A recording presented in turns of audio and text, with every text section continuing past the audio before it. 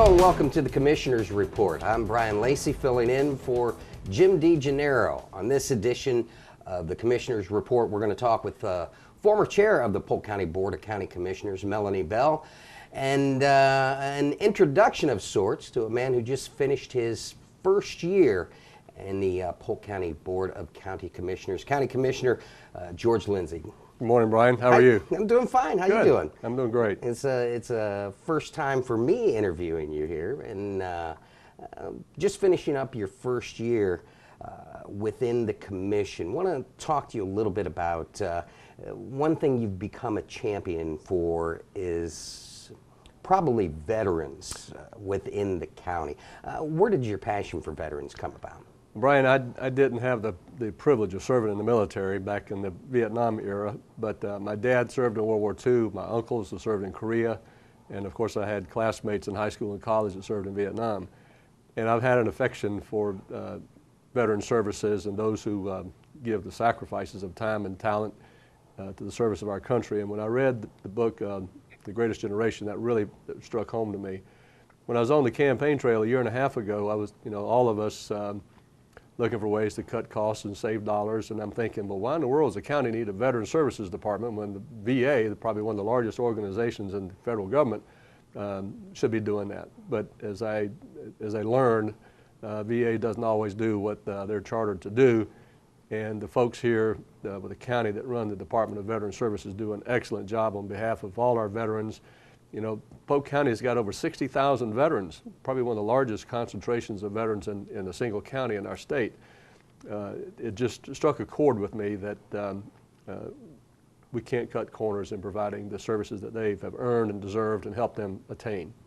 One of the things that in off camera that we were talking about, when we talked about what the VA does, whether it be in Tampa or in Lakeland, and what our guys do at the Human Services Building, we talked a little bit about duplication. We thought duplication of services available, but in all actuality, they bring cash into this county and money to veterans. Talk a little bit about the work that they do. They really do. It's Veterans Services cuts through the red tape that VA often puts in front of folks, not intentionally necessary, but just by the sheer size of its organization takes a longer time.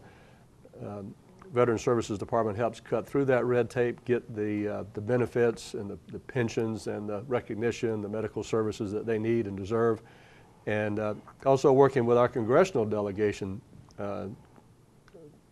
Congressman Weber and Congressman Ross also help in that regard. It is a huge task, and has resulted in millions of dollars coming back to the Polk County for these veteran families to spend in their livelihood and in their retirement years to help their quality of life. So it's well-deserved and well-functioning organization. As we speak to the Veteran Services office that Polk County offers, one of the things I've been most proud to be involved in is the Purple Heart Initiative. The commissioners got behind that. Of course, Mike and his staff brought it up, and the commissioners got behind it. Let's talk a little bit about the Purple Heart Initiative. The Purple Heart Initiative really was a national drive that focused on recognizing those Purple Heart recipients in any conflict that the country's been involved in. And with the help of the Department of Veteran Services here, they brought forth the criteria to be established as a Purple Heart County. We were one, if not the first, at least the first one or two, to proclaim our county as a Purple Heart County. And we also went on to have each of the 17 municipalities do the same thing within a county. That was probably the first in the state to do so. It was the Purple Heart banquet and recognition here a few months ago that the honor flight was first mentioned in great detail. I had heard of it, but not in much detail. And with the video they showed and the idea of trying to get all the World War II veterans to Washington, D.C. to see the World War II memorial that many of them have not seen, and recognizing the fact that our World War II vets are passing away nationwide at a rate of 1,000 a day. My dad and my father-in-law they didn't live to see that memorial. And when I left that Purple Heart banquet, I told my wife, I've got to do something. I've got to be a part of that in some fashion. And that reignited and really lighted my fire. We'll talk a little bit more about the honor flight. As being here with the county for over 10 years, there are certain things that you remember in a career. And to me, being privileged to be on that flight and go through and share that experience with not only the Guardians, but with the people that so deserved the trip to D.C. We'll talk a little bit more about that. One thing I'd like to talk a little bit about going into the Purple Heart Initiative. You know, we can talk a little bit about the monument that was declared at Right. Veterans Park, and also it's very cool. I love to see it. No matter where you go in Polk County, the bus that's wrapped with the Purple Heart recipients. That is unique to our community. It's part of the Polk Transit Authority bus and the Citrus Connection bus that is wrapped in recognition of the Purple Heart recipients, and very patriotic bus that travels all around the county, making its normal route. But as part of that Polk Transit program, along with the bus itself, Polk Transit has a universal access program for all veterans in the county. All they have to do is show their military ID and then get on the bus and then go anywhere the bus goes without charge. Now that program is subsidized by a private donation, but it's free to vets, and if they do not have the ID cards, then they can contact the Department of Veteran Services here in the county, and they'll help them assist in getting a proper ID so they can hop on the bus. Another thing that Polk County government does to reach out to veterans is a television show that we produce right here at PGTV, Today's Veteran. Talk about the need for the outreach work that, you know, if we don't get to see them in the office, we have the tools of whether it be on television or whether it be our online experiences that they can get the message that this show reaches out to them. It is an outreach program, and it features veterans themselves that come and make presentations, but the update program provides information for health care, education benefits, legislation that may be affecting veterans issues, local interest stories about veterans and their experience, and each episode gives a veteran an opportunity to share their memories about their service and their time in uniform. Today's Veteran is broadcast last Friday of each month, and it's quite a testament and another vehicle of service for our veterans. And one of the things that you hear when you hear about government work, there's always this seamless transition. And we talked a little bit about how transit got involved with the veterans. A little bit about how the communications department and PGTV got involved with the veterans. But another place here within Polk County government that helps out a lot is the History Center, and probably the static displays that are the ones that you can, you know, go out there and experience for yourself. It really is. Probably the best kept secret in Polk County is the original courthouse, which has been converted to our Polk County History Center. Free admission, open 6 days a week. Not sure exactly what the hours are on the weekend, but 8 to 5 during the week. Recreation of the exhibits of World War II and Desert Storm, even the Civil War and Seminole Wars that were fought in this area. And I believe there's a 116th Field Artillery exhibit over there. And there's a traveling Civil War exhibit that's part of a 150-year celebration for Polk County. Right downtown Bartow, you can't miss it. It's the big building with the silver dome and the clock. It's a great testament, and really a testament to my predecessors on the commission involved in restoring that facility and saving it for future generations. So many kids and people today don't have an appreciation of history and the sacrifices, not only back as World War II, but even beyond, in creating and establishing Polk County. I would encourage everyone to take the time to stop by and spend a few hours. It's not the Smithsonian, but it's It's our version of the Smithsonian, and I say that tongue in cheek. And we do have a traveling Smithsonian exhibit this month, so I would encourage folks to stop by the History Center and share that experience with their family, especially younger kids. Give them appreciation for the sacrifices it took to get where we are today. One thing that we touched on earlier, and you briefly explained it, was the honor flight. We have just a few minutes left, and for those, we got to give them the Reader's Digest version of it, but it started at about 3:30 in the morning for us and ended up about 10:30 that night. And if you could just briefly explain a little bit about honor flight, your experience as a guardian on that. It was a very unique experience, and our role as a guardian was simply to be there and serve the vet. We'd pick him up early that morning, took him to the airport, flew into Baltimore, just outside of D.C., and had a chance to see some exhibits from the airport to the World War II Memorial.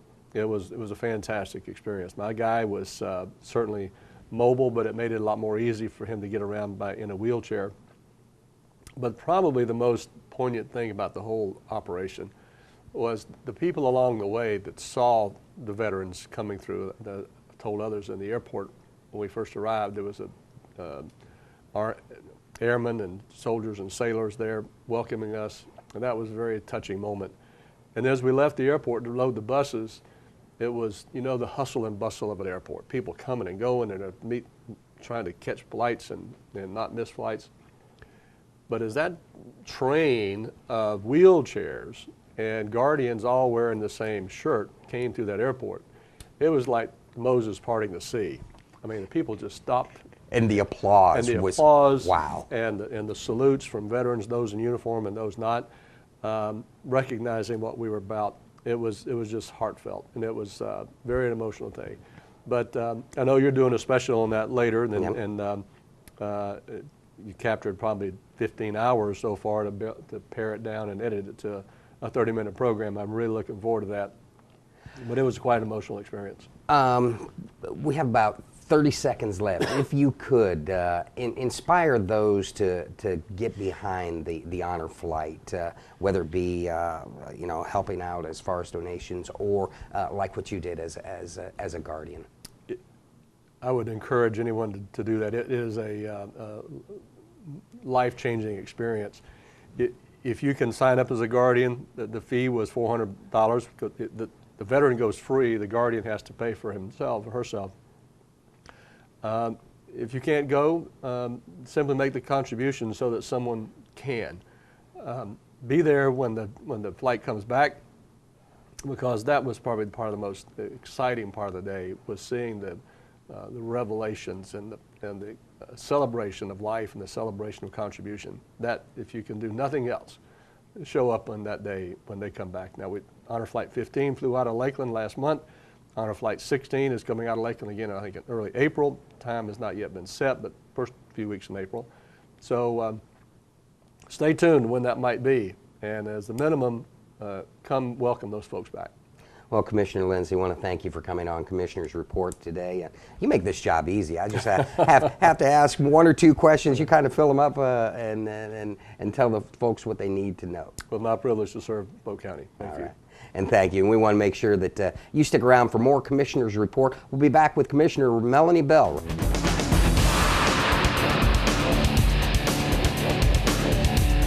I'd like to welcome everybody back to the Commissioner's Report. I'm your host, Brian Lacey, standing in for Jim DeGennaro. As promised, Commissioner from District 2, former chair of the board, Commissioner Melony Bell. How you doing? I'm doing great. Glad to be here today. Well, the task of being the board chairman is over after a year. How was the experience? It was great. It was a very humbling experience that my colleagues had faith in me to oversee the meetings and be chairman. It was a little bit overwhelming as far as time management. Everybody wanted me there at their ribbon cuttings and wanted me to speak throughout the year. So that was a little tough, trying to do my full-time job and go out and speak. But it was great. I got to meet a lot of great people throughout the county. How about controlling your four other commissioners? Is that like being a ringmaster? Well, I am very fortunate. I have 4 other great commissioners on the commission right now. You know, I mean, we certainly mesh very good together. You know, we may, you know, agree to disagree, but we move on when the meeting's over. Prior to becoming a county commissioner, you were a city commissioner for Fort Meade, and that kind of ties into my next question. Folks might have been watching television and caught the legislative delegation, and they're going, "What is this? These are people from, are folks from Tallahassee, maybe some of the folks from Washington." What exactly is the legislative delegation, where you guys get down in the pit and just, you know, roll up the sleeves and get to work? Great question. It's an opportunity for people like us that are county commissioners or city commissioners throughout, you know, the 17 municipalities here in the county to meet with our delegation, our state representatives and our state senators on a day to give them our needs. How do we want this county to look in a year from now?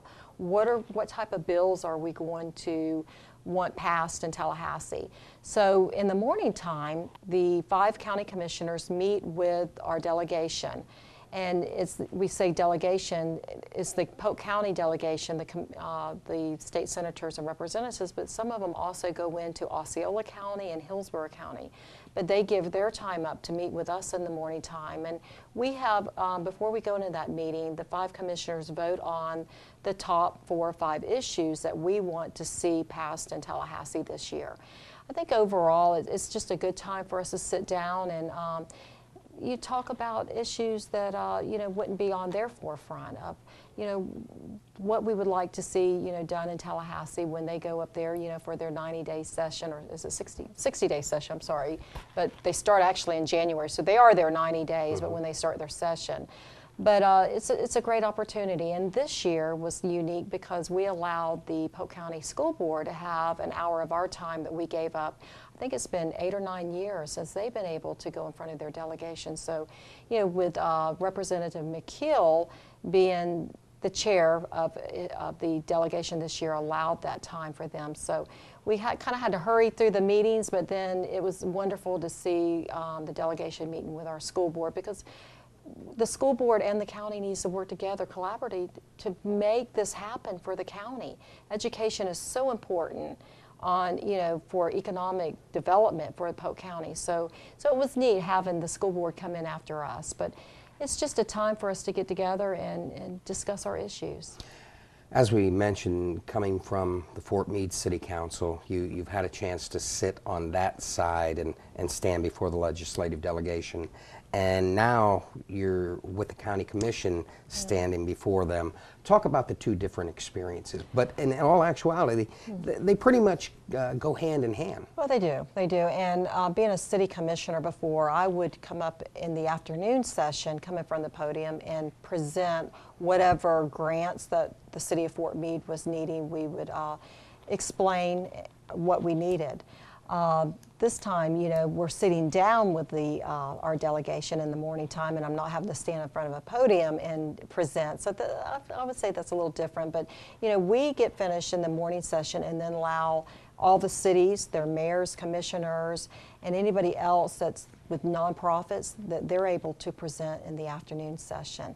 So, you know, it's kind of like we have our private time with them in the morning time, even though it's not private, everything is in the sunshine, but we have their attention of what the county's needing. And it's a more organized meeting with us because we have our issues that we're, you know, able to sit down and talk with them about. We also have our lobbyists there. And we've decided this year, along with my other colleagues, that a lot of these small cities, and coming from a small city, we never could afford a lobbyist to go to Tallahassee and lobby a certain bill for us. So we've decided to help out the smaller cities this year, and decided, you know, if they have less than 10,000 in their city, you know, see what the issues are. Last year, Frostproof was, you know, desperately needing a water sewage plant, and they didn't get it, and it was vetoed. So this year we're going to try to help out our smaller cities, and I think that's just awesome. In these times of doing more with less, I think the line that defined that meeting yesterday was when one of the mayors stood before them and said, "I'm not necessarily asking you for anything, I'm just asking you not to take away, and it just seems like if the state takes it away, whether it be county or city entities have to pick it up, and it's just a lot harder for government to survive like that. And that's what we've tried to drive home is unfunded mandates. If you're going to tell us to do something and we have to comply, give us money to do it with. Don't come in here and say, you know, you're going to have to clean up your lakes, mandatory, and that's passed down from the U.S. government, and we're not going to give you funding to help out. If you're going to tell us to do something, give us the funding, give us the means and the tools to do it with. One of the things that you discussed with them, the priorities for the board, the 2014, two of them are directly in your district. Let's talk about the first one, Rancho Bonito. Well, it's actually not in my district, Rancho Bonito, but it came up after I took office. Okay. This has been going on probably 10 years, a problem out there. It's a huge piece of property, and majority landowners live out of the country, and they own small lots. In fact, their lots are not even valued enough to even send a tax bill out. It needs to be $5 or higher to send this tax bill, so they're not even paying their taxes on these pieces of property.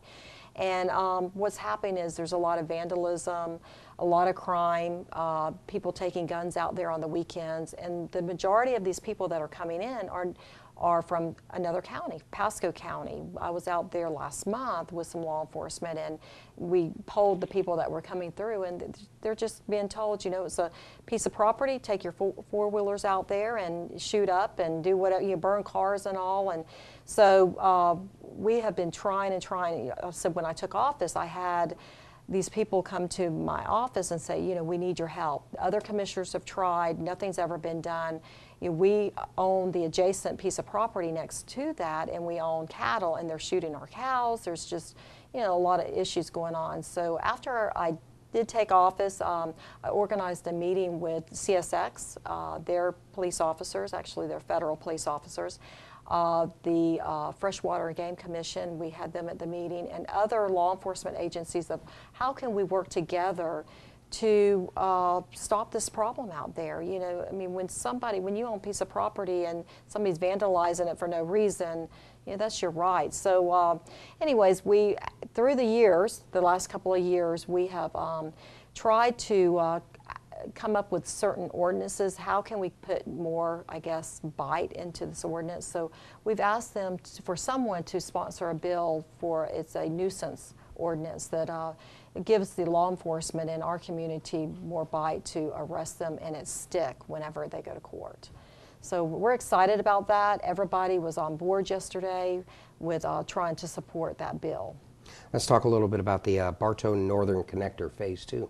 Very important in my district. As you know, CSX is coming online in January, I understand, that they will start their yard. They will start bringing in these trains to unload with different electronics, all types of different things that's going to be coming in here. So what's happening is when they come in, they're going to be wanting maybe to head to the Port of Tampa or head out down to Miami or head to North Florida.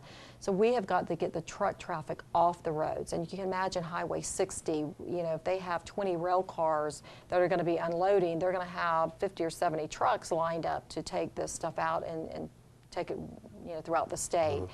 So the county actually has built the Ernest Smith Boulevard, which is from 98 over to 17. So that gets most of the traffic from downtown Bartow.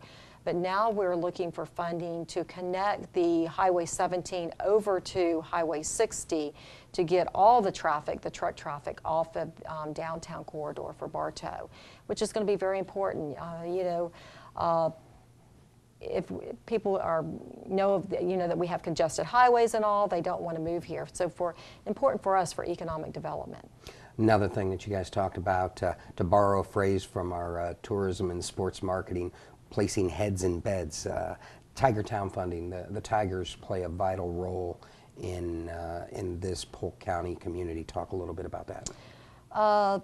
They are looking for new improvements for Tiger Town, you know, for a professional ball team where they're wanting, you know, to move into towns, and all people are offering to build them brand new sports arenas, and which are, you know, millions and millions of dollars. Well, they have come to us and said they would love to stay in Lakeland, in Polk County, but they do need some improvements. They're not asking for a new stadium, but they do need some improvements. So the Tourist Development Council voted to give them, I think it was $17.2 million, and and the state is going to do some matching. However, they're going to match it, spread it over a 30-year term, and we're hoping that if they could get it down to a 20-year term of giving this funding out, that it would help us tremendously, especially, you know, on the bonding, because we bond that money, and then with interest and all would save the county a lot of money. So all of the delegation yesterday was on board with that. They see the importance of the Tiger Town, the Detroit Tigers, of when they come to stay. You know, like you said, it's filling heads and beds, and it's making cash registers ring. Now, we can't have a Legislative Delegation Day without talking about Polk County Day in Tallahassee, with just a little bit of time that we've got left. Let's let the folks know what that day is. It's an exciting day for Polk County. We go up to Tallahassee in droves. Last year we had over 200 people from Tallahassee. That, you know, that shows our mark of Polk County. We go up and we set up displays of our Polk County heritage. We want all of Tallahassee, the representatives and the senators, just on our delegation, we want everybody to know how important Polk County is to the state of Florida, and what type of industry that we have. So we invite everybody here in Polk County, just not the mayors and the city commissioners, but we also invite industry to go up and set up your displays to show the importance of Polk County. It's an exciting day. This year it's coming up, I believe it's March 11th, 12th, and 13th. March 12th is when we do our reception. We do it on a Tuesday evening. And what's exciting is leadership groups throughout the county will also attend those Polk County days. So you have Lakeland leadership, Winter Haven leadership, Fort Meade leadership. And throughout the day, they have schedules where they will take a tour of the Capitol. They'll sit in on a House meeting or a Senate meeting. They also go over and take tours of the governor's mansions and Supreme Court. And we also try to have our cabinet members meet with them. Adam Putnam, hopefully we'll meet with them this year. He did last year. Pam Bondi, so Jeff Atwater. We have them meet and explain how bills get passed. How do they get to that point where, you know, you just can't go up there and say, you know, I want this law change. It has to start early on. So it's an exciting day for Polk County, exciting for Polk County commissioners to have, you know, all of us up there and showing the importance of, you know, how enriched we are in Polk County. Yeah. Commissioner Bell, I want to thank you for coming on, sharing the experience of the legislative delegation, what the folks have to look forward to in the coming months here in Polk County. Okay, well, I appreciate that. I want to thank you for joining us here on the Commissioner's Report. Also want to thank Commissioner Bell and Commissioner Lindsey for joining us and giving us their updates. I invite you to join us next month when Jim DeGennaro will be right back here on this chair for the Commissioner's Report. Until then, we'll see you.